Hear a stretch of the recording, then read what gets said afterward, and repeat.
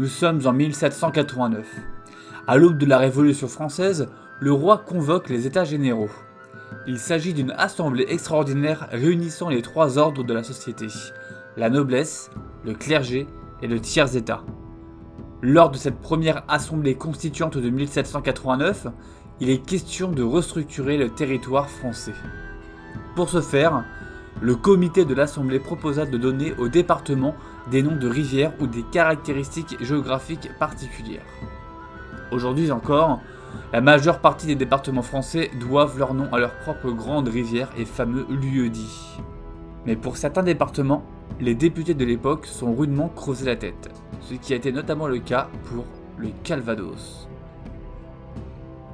Finalement, c'est un député de la ville de Caen qui proposa de nommer le Calvados ainsi, en référence à un rocher immergé près d'Arromanches. Toutefois, ce député était loin de s'imaginer que ce rocher témoignait d'une histoire folklorique tout à fait surprenante.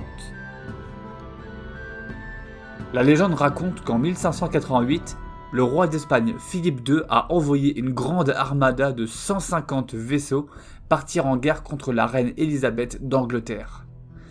Mais alors que la grande flotte passait par la Manche, une terrible tempête éclata et de nombreux navires se retrouvèrent échoués sur les côtes françaises. L'un de ces navires s'était naufragé sur ce fameux rocher près d'Arromanches, et ce navire portait le nom de San Salvador. C'est de ce naufrage que le rocher porterait ainsi le nom de rocher du Calvados.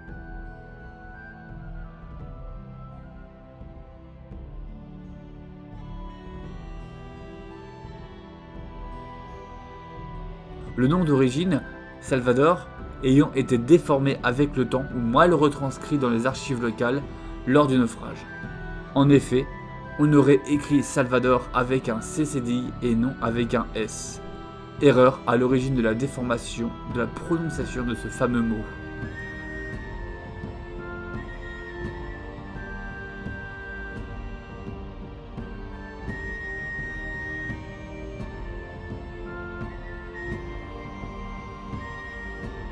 En trouvant le petit port d'Arromanches, les Espagnols auraient donc été réfugiés pendant le temps que se calme la tempête et trouvé un bon mouillage pour leur navire Salvador.